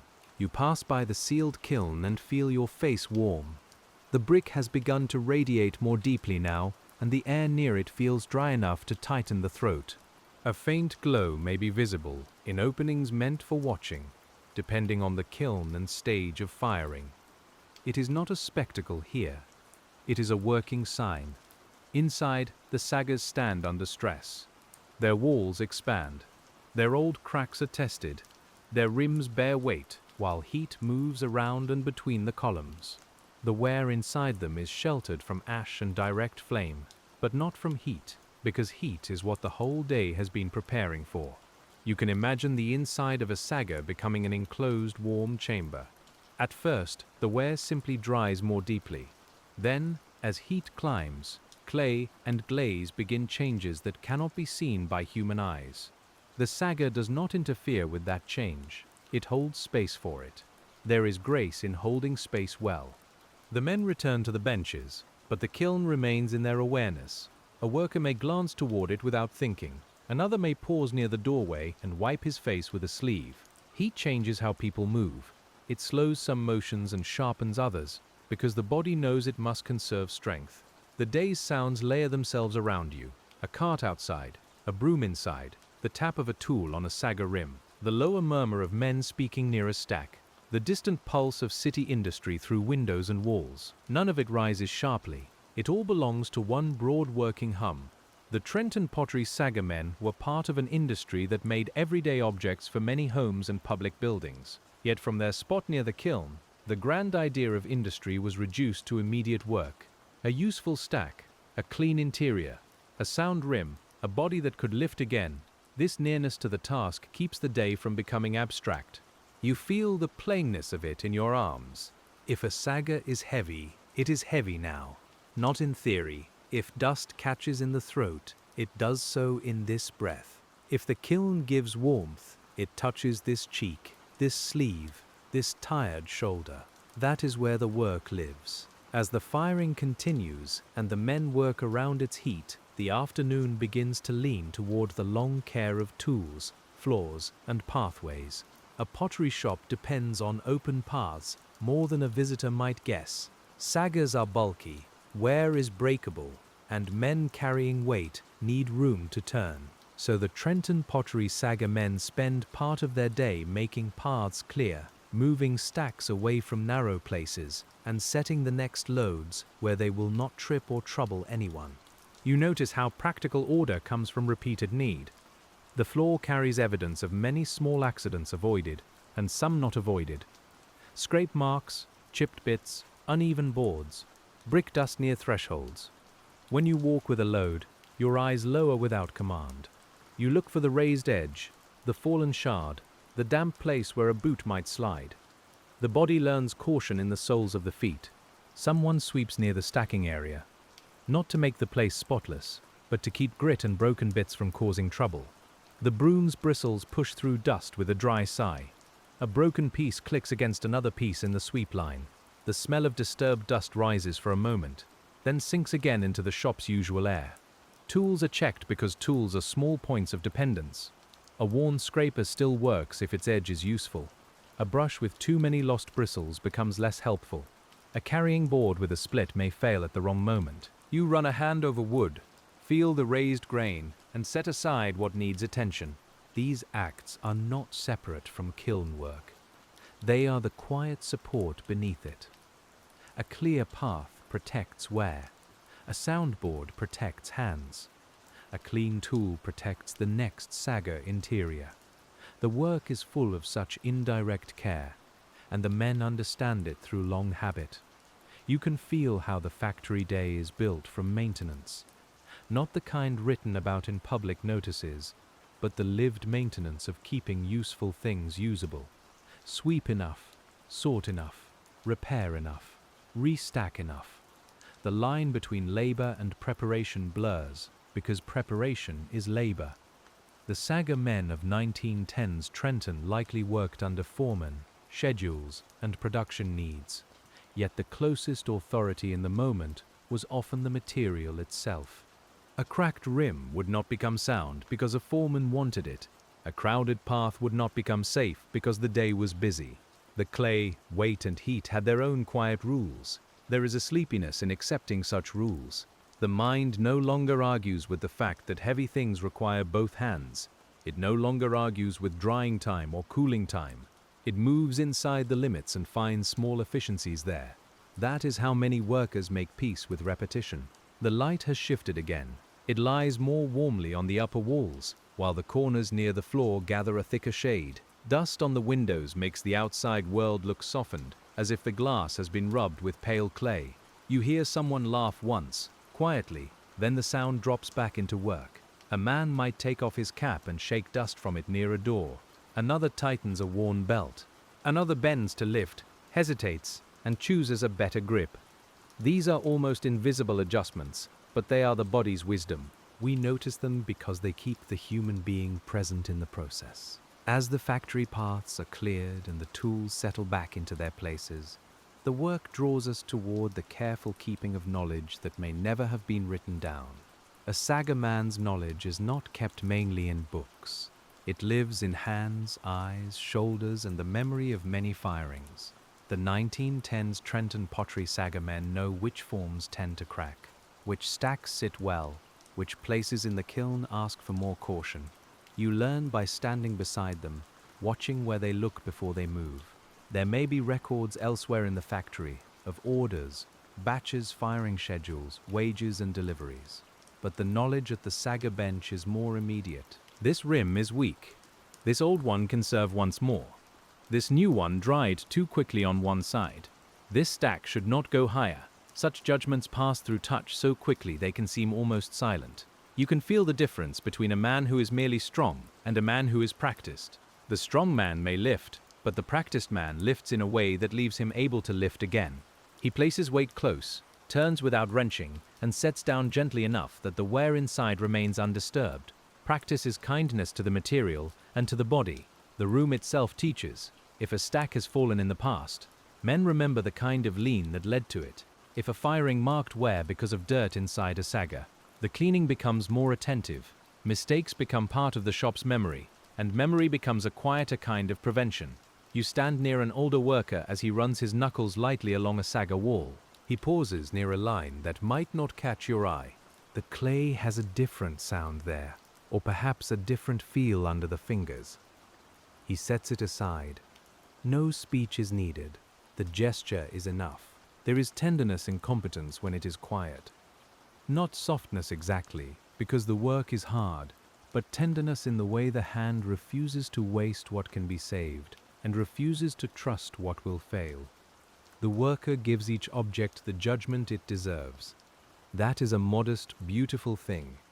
In Trenton's pottery world, many workers may have carried knowledge like this without public recognition. A decorator's line might be visible on the ware, and a maker's mark might appear underneath, but the sagger man's judgment is hidden when it succeeds. Clean ware does not announce the ash that never touched it. You begin to appreciate hidden success. A day without collapse, a firing without preventable marks, a stack drawn safely, a set of old saggers made ready for another use. These are not events that fill a newspaper, but they fill a working life with small completions. The afternoon heat is now part of the body. It has settled into your shirt and into the muscles of your arms. The smell of clay dust seems to live in the nose. When you take a drink of water, the first swallow feels cool all the way down, and you pause a moment longer than necessary before returning. The men know these small restorations. A drink, a stretch of the fingers, a step into a cooler passage, a moment looking through a high window at ordinary sky. Work resumes after each one, and the day continues without needing to be forced. It moves because many people keep moving within it. As the kiln keeps firing and the hidden wear continues its slow change, we follow the men into the rougher corner, where old saggers are broken down and made useful in another form. Not every sagger deserves mending. Some come from the kiln with cracks too wide, walls too weakened, or bases too warped to trust. The 1910s TRENTON Pottery Sagger men set these aside, and after enough have gathered, they become a different kind of material. You see a pile of broken clay forms near a wall, no longer containers, but not quite waste. The pieces make a harder sound when moved, sharp edges knock together with a dry clatter, deeper than tableware and rougher than brick. The broken surfaces show a coarse interior, speckled with grog and stained by heat. Dust lies in the hollows of old rims, and when a piece is lifted, the underside leaves a pale print on the floor. Crushing fired clay for grog is heavy, dusty work. It may be done with tools or machinery depending on the shop, but at the simplest level, it means reducing the fired material into useful fragments and grains. You can hear the dull breaking sound, the repeated impact, the small slide of pieces falling into a bin. It is not delicate, but it belongs to the same careful economy. Grog helps new refractory clay bodies resist shrinking and cracking. When mixed into fresh clay, it gives structure and grit, making the body more willing to endure heat.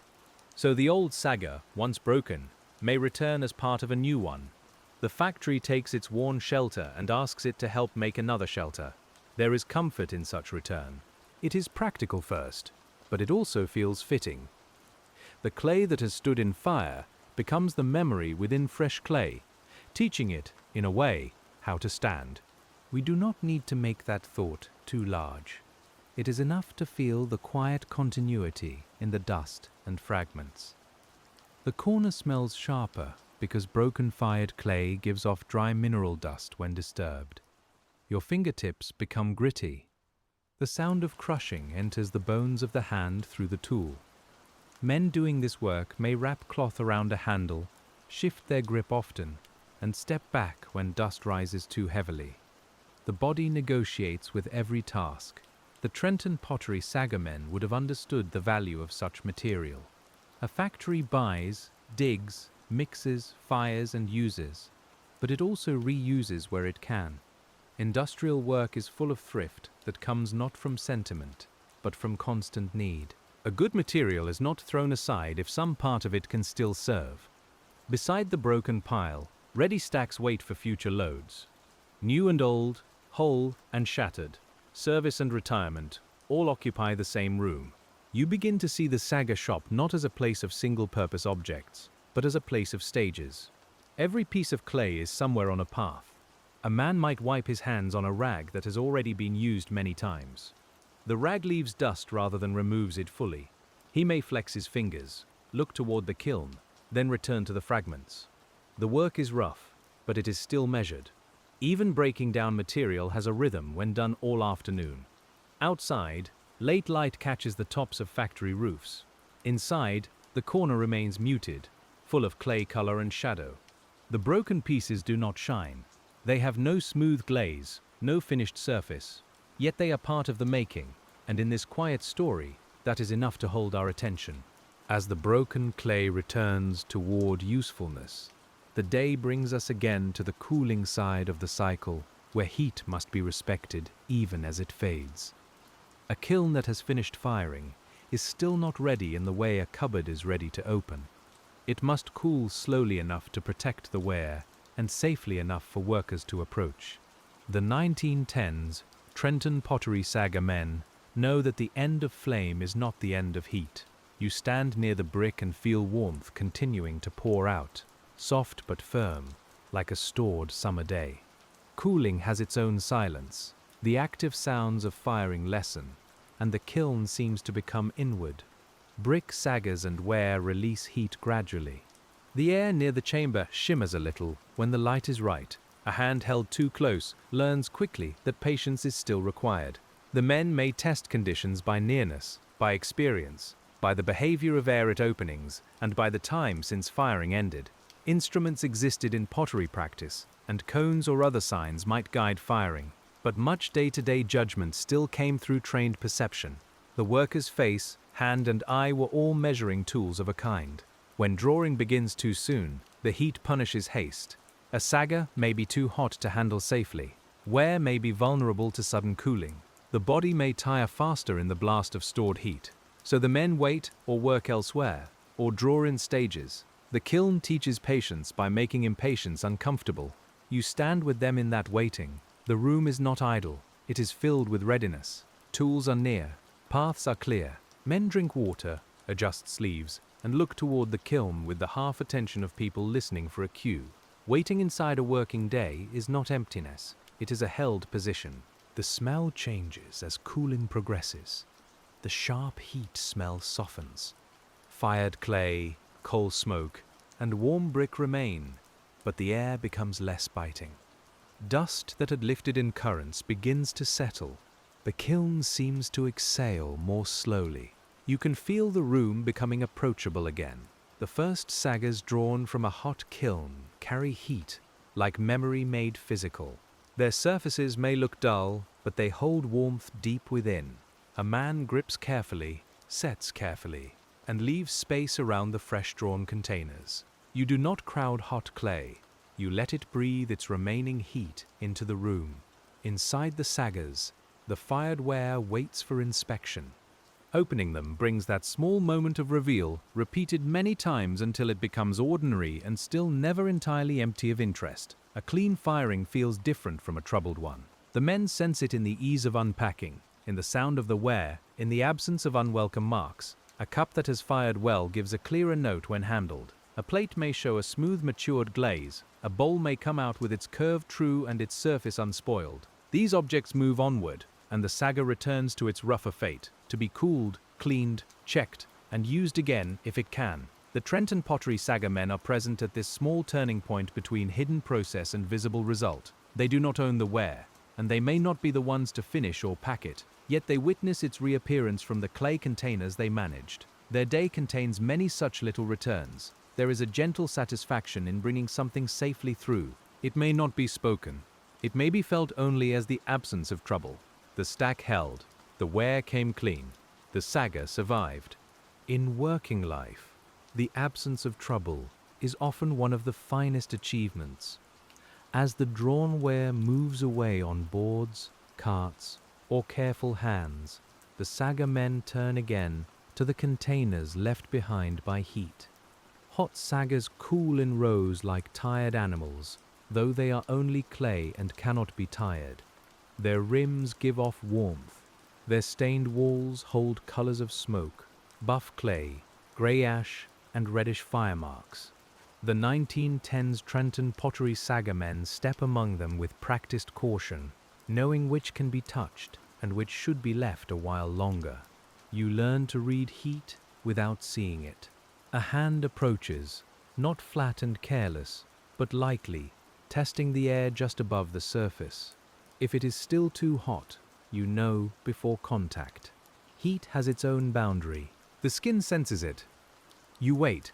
Turn to another task and come back later. That small waiting is repeated throughout the day. When a sagger is cool enough, the checking begins again. The rim may have flaked. The wall may have opened along an old line. The base may have warped just enough to make stacking uncertain. You run your fingers over places where damage likes to begin, and the surface answers in texture, sound, and resistance. The cleaning after a firing is thorough enough for use, not delicate for display. A brush clears ash and grit. A scraper loosens clinging bits. A man turns the sagger upside down and taps it gently, and a small fall of dust and fragments lands on the floor. The sound is soft, almost domestic, like emptying crumbs from a tin. This is where a quieter mind might begin to drift. Brush, tap, turn, inspect. Brush, tap, turn, inspect. The sequence holds the attention without asking too much of it. We stay beside it, letting the repeated motions settle into the breath. The shop's warmth surrounds us, and the light keeps moving slowly across the dust. The men's hands must be strong, but they are also full of small discriminations. A rough inner surface may be acceptable. A loose flake is not. A chipped rim may still stack if it is minor. A crack through the base is untrustworthy. The difference between useful and unsafe is often a matter of quiet attention. You begin to notice the color of age. A sagger fired many times has a darkened, seasoned look. Its surface may be smoked and mottled, with pale scratches where tools have cleaned it. Newer ones look rawer, less marked by the kiln's breath. The stack becomes a record of time, if you know how to see it. The Trenton Pottery Sagger men may joke lightly about a stubborn old sagger that keeps returning, or a new one that failed too soon. Such remarks belong to workers who handle the same objects repeatedly. Things become familiar. A certain cracked rim, a certain heavy shape, a certain awkward size all enter the shop's informal memory. There is affection here, but it is practical affection. No one needs to romanticize a clay container to value it. It has either helped or it has not. It has carried its load or failed in carrying. The men respect it by judging it honestly and using it where it belongs. As afternoon nears evening again, the rows of clean saggers become a visible promise that the cycle can continue. Ready rows have a calming order. They stand by size, condition, or next use, depending on how the shop has arranged them. The 1910s Trenton Pottery Sagger men know that morning will be easier if evening leaves the rows clear. You see the containers gathered in their places, rough mouths open, waiting for where they have not yet met. The factory's light is lower now. Shadows gather under benches and behind stacks. Dust on the upper rims glows briefly when the sun reaches it, then dulls as the light shifts away. You can smell the cooling kilns, the damp clay in covered areas, and the faint human smell of a room where men have worked since early hours. A man lifts one final sagger onto a stack and steadies it with both hands. He does not slap it into place. He settles it. The difference is small, but it contains the whole spirit of the work. Set down what must be used again, as though tomorrow's hands matter. The shop has places for almost everything, even if the arrangement looks rough to a visitor. Good saggers here. doubtful ones there, broken fragments beyond, tools along the bench, boards leaning near the wall, wear paths kept as open as the crowded room allows. This is not tidiness for its own sake. It is a map for labor. You may hear the end of shift before you feel it. A whistle, a change in voices, a movement through the building as other workers begin to stop. The Sagger men do not abandon a half-made order if they can help it. A few more pieces are set right. A tool is placed where it will be found. A floor patch is swept enough to be safe. The body is tired now in a deeper way. Morning strength has been spent and replaced by endurance. Shoulders feel broad and dull. Hands feel dry. Knees and back remember every bend. Still, the motions continue, slower perhaps but not careless. A worker often becomes most careful when tired, because he knows tiredness can make mistakes.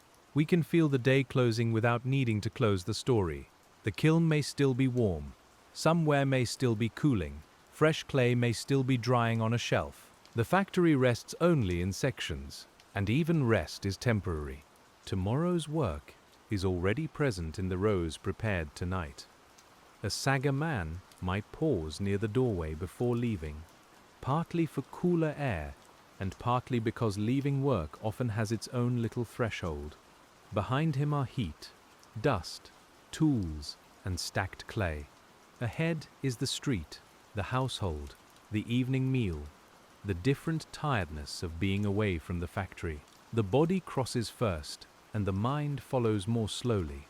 As we step with him toward the doorway, the whole day seems to soften around the edges, though the work remains close and tangible. The yard outside the pottery holds the last light differently from the shop. It catches on puddles, wagon tracks, brick walls, and perhaps the iron of rails or cart fittings. The 1910s TRENTON Pottery Sagger men come out carrying the color of the shop on their clothes. You see pale dust at elbows, darker smears near cuffs, and the rubbed places where heavy clay has pressed against fabric. The air feels cooler at once. It may smell of river damp, smoke from other chimneys, horse manure, wet stone, and supper fires beginning in nearby streets. After the kiln room, these mixed city smells feel almost fresh. You breathe them in, and the throat loosens a little from the dry dust of the day. Men leave in different directions. Some walk together for a block, still speaking of small matters. Some turn alone toward home. A few may stop at a shop, a tavern, or a relative's house before supper. Their workday has ended, but the city holds them in another kind of routine, just as familiar. The Sagger man's hands may feel strange in the open air, as if they are still shaped around something heavy. He flexes them once or twice. Dust remains in the lines of the knuckles.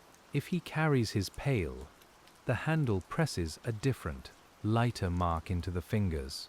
The body notices the difference between factory weight and homeward weight. Along the street, finished pottery may be visible only indirectly. A tiled entrance, a wash basin in a shop, dishes in a window. Perhaps some of it came from factories like the one behind him, perhaps not. The Sagger man does not need to know. He knows the hidden stage common to so much Ware, the clay shelter before the finished surface. We walk slowly enough to hear the city at evening. Streetcar wheels, a door closing, someone calling across a stoop, the softened clop of hooves, a newspaper boy's voice farther off, already blurred by distance. These sounds do not interrupt the calm. They carry the worker away from the kiln at a human pace. At home, removing the work clothes may release another small cloud of clay dust. A coat is hung. Boots are set down. Hands are washed, though the skin does not return at once to softness.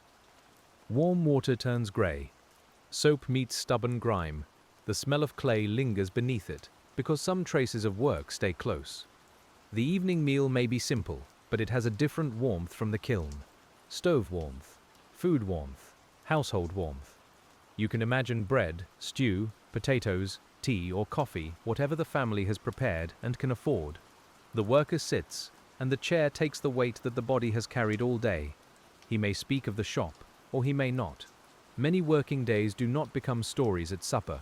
They become a few remarks, a complaint about heat, a note about tomorrow, a mention of a cracked load or a man absent from work. The rest remains in the muscles, in the smell of the clothes, and in the quiet after eating. There is dignity in what does not need telling. The sagger man has spent the day protecting objects that will leave the factory without his name. He has lifted, judged, cleaned, stacked, and weighted. The finished ware may shine elsewhere, but his labor has been absorbed into its plain usefulness. As night gathers around the houses and factory walls of Trenton, the kiln work continues in memory, heat, and preparation for another dawn. Inside the pottery works, after many workers have gone, the building does not become empty in the way a field becomes empty. It holds heat.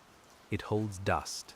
It holds rows of saggers prepared for use. The 1910s Trenton Pottery Sagger men are absent from the room, but the arrangement of their day remains, visible to anyone who could walk quietly through the shop.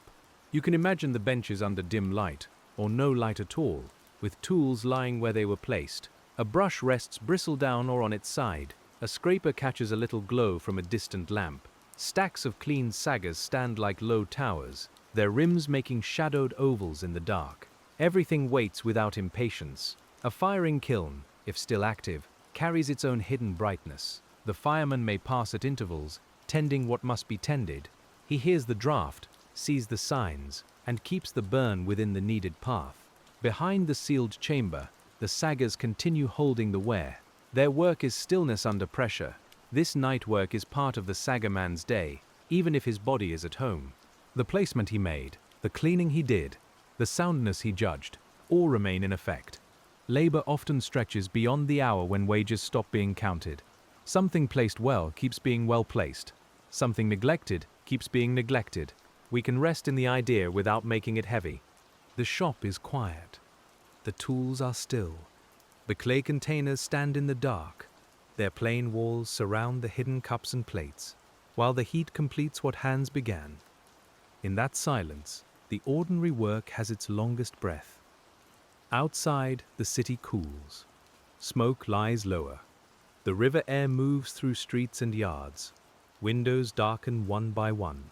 Somewhere, a worker who spent the day among saggers may already be asleep, his hands loose at last, his breathing slower than the factory's daytime rhythm.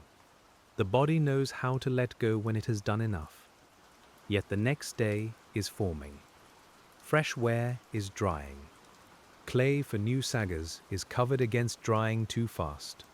Broken pieces wait to be crushed. The cooled kiln will need drawing. The clean stacks will need filling. Nothing is final, and that is part of the calm. The work returns, not as a surprise, but as a familiar path. When dawn comes again, it will find the pottery shop ready in its worn way. The high windows will pale. Dust will show itself on rims and ledges. The first men through the door will bring cooler air in with them. Someone will cough, set down a pail, and look toward the kilns.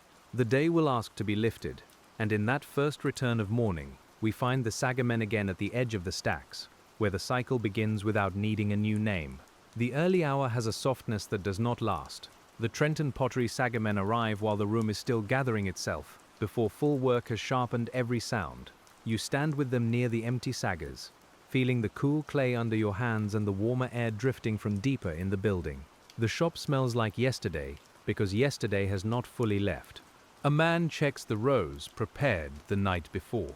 He may be pleased, in a quiet way, that the stacks are where they should be. Morning work goes better when evening has been considerate. You can feel that kindness across time, from tired hands at dusk to rested hands at dawn. It is a small gift workers give themselves. The first tasks are modest. Move this stack closer. Brush out that container again. Set aside the one that cracked more than expected. Bring in the ware when it is ready. The day does not begin with a single grand command. It begins with many little necessities, each one plain enough to be overlooked from a distance. You hear the factory waking around you. A door opens hard against a stop. A cartwheel squeaks. Voices call from another room. The sound of ceramic ware being handled somewhere beyond the wall comes like a cluster of small bells wrapped in cloth. Near us, the saggers answer with duller, earthier notes. The contrast remains beautiful. Fine ware and coarse shelter, light surface and dark container, object meant for a table, and object meant for a kiln. The sagger man spends his life between those contrasts, and his hands learn how to honor both. He cannot treat a plate like a brick, and he cannot treat a sagger like a teacup. Each thing receives its proper touch. A new worker might find the distinction difficult at first. Heavy handling follows him from the sagger stack, and he must slow himself when the ware arrives. Or he may be too delicate with the sagger and tire himself quickly. The older hands know the middle way, strong where strength belongs, gentle where gentleness is needed. The morning fills with this teaching, spoken and unspoken. You watch a man correct another's grip, not with a speech, but by taking the load and showing the angle. The lesson lasts only a moment, but the body remembers. A better grip means less strain, fewer chips, and a calmer day. There is no haste in our watching. We can linger over the way fingers settle under a rim, the way a shoulder lowers before a lift, the way a foot shifts to balance weight. These small preparations are the grammar of the job. Without them, the sentence of the day would stumble. As the first ware reaches the sagger benches, the work narrows again to the careful filling of clay shelters. The pieces waiting to be packed have passed through other hands already. Someone shaped them. Someone dried or trimmed them. Someone glazed or prepared them. Now the 1910s TRENTON Pottery Sagger men receive them. At the edge of heat's territory, you stand beside the bench and feel how the atmosphere changes when fragile ware enters the rougher room. A stack of plates arrives with their pale rims aligned. Cups sit in rows, handles turned with a quiet neatness that makes them look almost attentive. Small bowls nest near one another, each curve repeating the next. The surfaces are cool to the touch, and your fingers know to avoid leaving grit where it might mark or stick. The sagger's interior must be ready before anything goes inside. A quick look is not always enough. You brush again, inspect the corners, and make sure no loose flake waits above the ware. The brush makes a soft rasp, and a small fall of dust collects near your boot. The smell of dry clay rises with every stroke. Then comes placement. A cup is set where it has room. A support is adjusted. A plate is settled so its weight rests properly. The movement is slow enough that the mind can follow it without effort. Place, check, release. Place, check, release. The rhythm is almost breathing. A man working beside you may handle dozens of pieces in this manner. He is not admiring each one as an art object. He is seeing what must be protected. A thin rim, a curved handle, a glazed foot, a slight unevenness that needs care. His attention is practical, and that makes it steady. The TRENTON Pottery Sagger men know that the kiln will magnify small mistakes. A careless lean can become a warped plate. A dirty support can become a flaw. A poor stack can become a loss.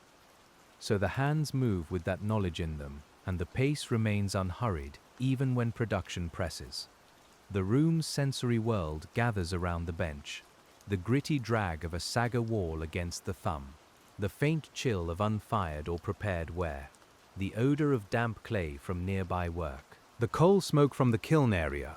The murmur of men checking and passing and setting down. Each cue keeps you inside the work. You begin to feel why the job is suited to a calm telling. It is not because the labor was easy. It was not. It is because the motions are repeated, concrete, and understandable by the body. Even if you have never entered a pottery works, your hands can imagine lifting, brushing, and setting something down with care. The filled saggers gather once again, and their hidden contents make the room feel quietly expectant. Each one is like a small sealed promise waiting to join the larger promise of the kiln. We follow them slowly, because nothing in this work benefits from rushing in the imagination. As more containers fill and the benches clear, the morning carries us toward the physical strain of moving them again. The weight returns as soon as a filled sagger leaves the bench. The 1910s TRENTON Pottery Sagger men know this weight better than any description can hold. It is not only pounds, it is awkwardness, heat nearby, rough surfaces, careful balance, and the knowledge that something breakable is hidden inside. You lift, and the body becomes serious.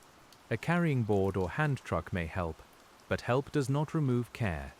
Wheels catch on uneven places. Boards tilt if loaded badly. Hands still guide and steady.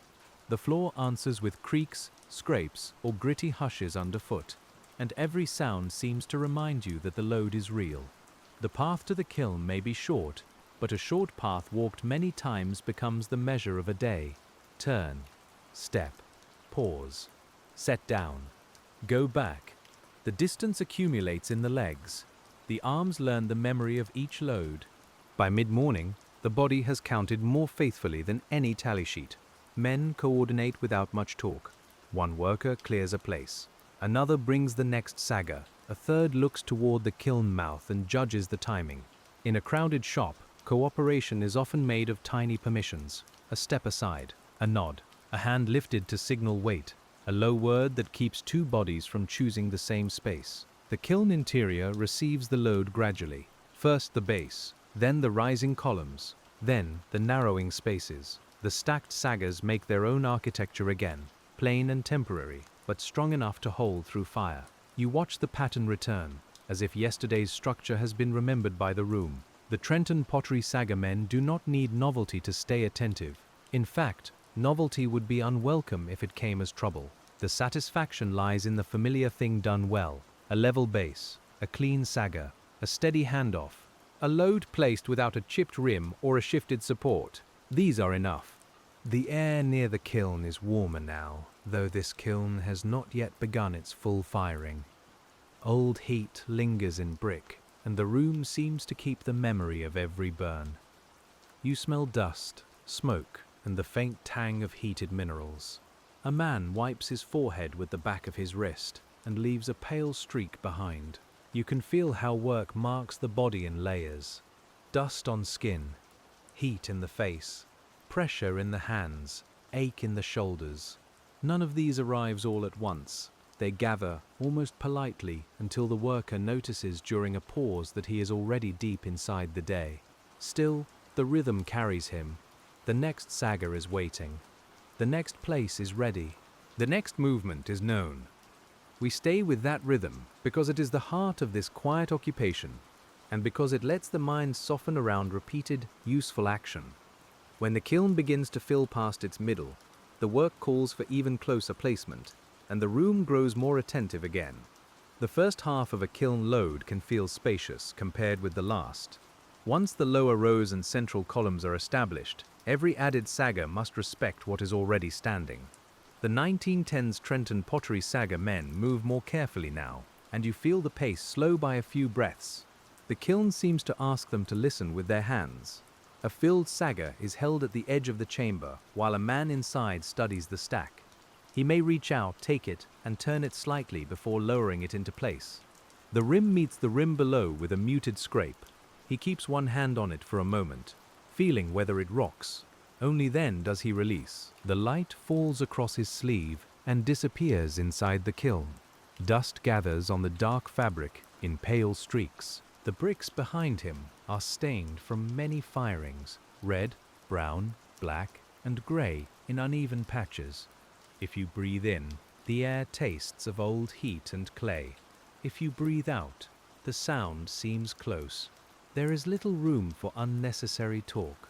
The words that come are useful words. Higher, turn it, hold, that one, wait. Yet the tone remains low, not sharp. Workers often learn that calm speech serves difficult movement better than noise. The kiln receives each instruction as part of its ordinary hush. A man outside the kiln may shift from one foot to the other, waiting with the next load. Waiting with weight is a special discomfort. It asks the muscles to hold without moving, and the mind to remain patient. You feel the arms tighten, then the small relief when the load passes forward. The sagger men of Trenton worked in a period when industrial efficiency was always pressing, yet the material itself resisted reckless speed. Pottery could not be bullied through every stage. It had to be dried, placed, fired, cooled, and handled within the limits of clay. This made the worker a servant of timing as much as production. We can feel that restraint throughout the room. The kiln is filling, but it will not be improved by panic. The saggers are heavy, but they must not be slammed into place. The ware is numerous, but each piece remains breakable. The job teaches a steady respect for limits. Near the back or upper areas, The heat stored in brick and the awkwardness of reach can make each placement more demanding. The worker's cap brushes a low surface. His shoulder turns. His hands guide the sagger down as though lowering a sleeping child, though the object is coarse and heavy. The comparison is not in his words, but the care is there. At last, the space that had seemed empty in morning becomes a packed chamber of prepared fire. The men step back again. The kiln's interior is now a hidden world, arranged by human judgment, and every sagger has taken its temporary place in that world. And as the last load settles into the dimness, the work begins again at the threshold, where clay and brick close the opening to the day. And as the last load settles into the dimness, the work begins again at the threshold, where clay and brick close the opening to the day.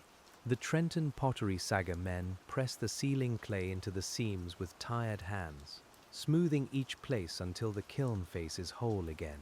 The damp clay is cool at first, then warms beneath the touch, and the brick seems to take it in with quiet patience. The room grows softer after that, not silent, not empty, but softened by completion.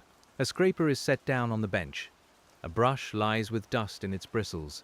The cleaned saggers wait in their rows, rough and dependable, while the filled ones have disappeared into the warm dark behind the sealed kiln mouth. You stand with us for one last moment in the clay-colored light. The air smells of coal smoke, fired earth, damp wool, and the faint mineral dryness that belongs to every corner of the shop. Somewhere beyond the wall, Trenton settles into evening, with wheels on stone, a door closing, and supper fires beginning to breathe in small houses nearby. The men move slowly now.